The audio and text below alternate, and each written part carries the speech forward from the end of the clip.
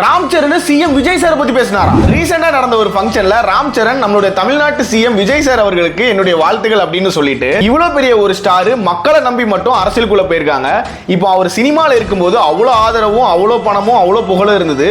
ஆனா இது எல்லாத்தையுமே தாண்டி அரசியலுக்குள்ள போனா இவருக்கு வெற்றி நிச்சயமா தோல்வி நிச்சயமா இது எதுவுமே தெரியாம இருந்தா கூட மக்களுடைய ஒரு நம்பிக்கையை மட்டும் வச்சு அரசியல்ல போய் மக்களுக்கு நல்லது பண்ணும் அப்படின்னு சொல்லி போயிருக்காரு. ராம் சரண் கலந்துகிட்ட ஃபங்க்ஷன்ல விஜய் சாரை பத்தி பேசணும்னு எந்த அவசியமும் இல்ல.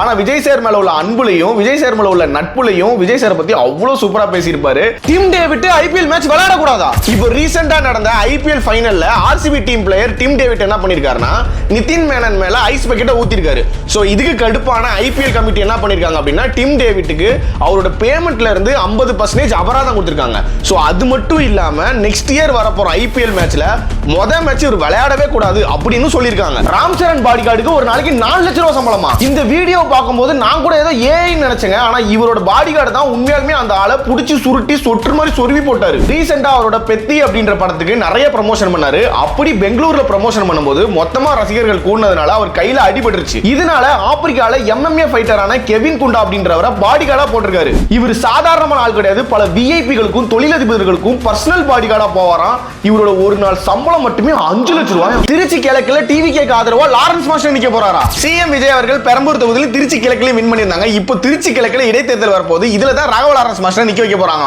மாஸ்டர் ஆல்ரெடி மே 9ஆம் தேதி அவரு விஜய் சார் சேர்ந்து எடுத்த போட்டோல மக்கள் தீர்ப்பே மகேசன் தீர்ப்பு அப்படின்ற ஒரு போஸ்ட் போட்டிருப்பாரு. மே 4ஆம் தேதி அதே மாதிரி ஒரு போஸ்ட்ல கங்க்ராச்சுலேஷன்ஸ் மை நண்பா அப்படின்னு ஒரு போஸ்ட் போட்டிருப்பாரு. லாரன்ஸ் மாஸ்டர் மாற்றுத்திறனாளிகளுக்கா இருக்கட்டும், ஏழ்மை நிலையில இருக்கவங்களுக்கா இருக்கட்டும், முடியாதவங்களுக்கா இருக்கட்டும், இங்க எல்லாருக்குமே நிறைய உதவி செஞ்சிருப்பாங்க தன்னுடைய ட்ரஸ்ட் மூலியமா. இப்போ வந்து திருச்சி கிழக்குல வந்து இவங்க நிக்க போறதா ஒரு பேச்சு அடிபட்டு இருக்கு. சோ இவங்க நின்னா எப்படி இருக்கும் அப்படின்றத நீங்க கமெண்ட்ல சொல்லுங்க. திருச்சிக்கு போன விஜய் சாருக்கு போலீஸ்காரங்க பண்ணதெல்லாம் கேட்டீங்கன்னா செம்மையா மறந்துடுவீங்க. திருச்சியில மக்களை மீட் பண்றதுக்காக போயிருக்க விஜய் சாரை ஃபர்ஸ்ட் அங்க இருக்கிற பிரஸ் பீப்புள் பார்த்து சார் எப்பயுமே நீங்க பேட்டி கொடுக்கவே மாட்டேங்கிறீங்க, இன்னைக்காவது கொடுங்க சார் அப்படின்னு சொல்லி கேட்கும்போது விஜய் சார் அவங்கள பார்த்து சின்ன ஸ்மைலோட எப்பயும் போல சைலண்டா போயிருக்காங்க. அதுக்கப்புறமா அங்க இருந்த எல்லா போலீஸ்காரங்களும் ஒன்னா சேர்ந்து அவங்க பண்றதை பார்க்கும்போது அவ்வளவு சந்தோஷமா இருந்துச்சு. மொத்த பேரும் சேர்ந்து ஒன்னா சல்யூட் பண்ணி அவரை ராஜ மரியாதையோட மேலதாளத்தோட வரவேத்தாங்க. விஜய் சார் ஏன் பிரஸ் மீட் கொடுக்க மாட்டாரு அப்படின்ற காரணத்தையும் இந்த அப்டேட்டை பத்தி நீங்க கமெண்ட்ல சொல்லுங்க. ஆர்சிபி ஒரு பக்கம் கப் அடிச்சாங்க, இன்னொரு பக்கத்துல ஒருத்தன் அவார்ட் ஃபுல்லத்தை அடிச்சிட்டு இருந்தான். வேற யாரு? நம்ம சூரியவன்சி தான். Orange cap award, most valuable player award, emerging player award, super striker award, super 6 award. அப்பா இது போக டாடாவுடைய பிராண்டட் காரு 55 லட்சம் ரூபாய் கேஷ் பிரைஸ். இவர் ஏலத்துல எடுத்ததே 1.10 கோடி தான். ஆனா இதுல பாதி கேஷ் பிரைஸ்ல அடிச்சிட்டாரு. எனக்கு இதை பார்க்கும்போது அதாவது இந்த திருச்சி கிழக்கு திருச்சி மேற்கு அப்படின்னு சொல்லுவாங்களே, அந்த மாதிரியான ஒரு மொமெண்டா இருந்தது. ஆர்சிபி ஃபைனல்ஸ் ஜெயிச்சும் அவங்க ஜெயிச்சதை ஏத்துக்கவே முடியல, கிண்டல் பண்றாங்க அப்படின்றதுக்கு காரணம் என்ன தெரியுமா? இந்த வீடியோ பாருங்க. ஆர்சிபியை எல்லாருக்குமே பிடிக்கும். அவங்க 17 வருஷம் கஷ்டப்பட்டு 18வது வருஷம் கப் அடிக்கும் போதும் சரி, விராட் வந்து அத்தனை வருஷமா ஆர்சிபிக்கு சப்போர்ட் பண்ணி ஹார்ட் ஒர்க் பண்ணதும் சரி, இப்போ மறுபடியும் அவங்க 2வது கப் அடிக்கும் போதும் சரி, இது எல்லாமே ஆர்சிபியை பிடிக்கும். பட் ஆர்சிபி ஜெயிச்சதுக்கு அப்புறமா இந்த மாதிரியான ஒரு செலிப்ரேஷன் இருக்கு இல்லையா, சோ இதுதான் வந்து ஹர்ட் பண்ணுது. உங்களுடைய செலிப்ரேஷன் உங்களோட ஃப்ரெண்ட்ஸ் கூட உங்களோட ரூம்ல இந்த மாதிரி இருந்தா பிரச்சனை கிடையாது. பப்ளிக்கை டிஸ்டர்ப் பண்ணும்போது தான் அது கொஞ்சம் ஒரு மாதிரி ஆகுது. ஸோ நீங்கள் செலிப்ரேட் பண்ணுங்க, ஜெயிச்சிட்டீங்க, சந்தோஷமா இருங்க, உண்மையாலுமே அது ஹாப்பி தான்.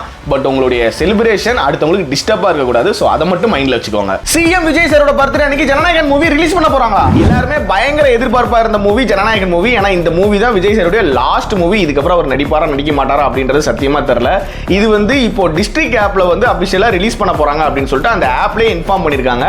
இது தியேட்டர்ல ரிலீஸ் பண்ணுவாங்களா மாட்டாங்களா அப்படின்றது அந்த டீம் சைடு தான் தெரியும். ஏன்னா தியேட்டர்ல ரிலீஸ் பண்ணும்போது இதுல ஏதாவது ப்ராப்ளம்ஸ் இருக்கா இல்லையான்றது தெரியல.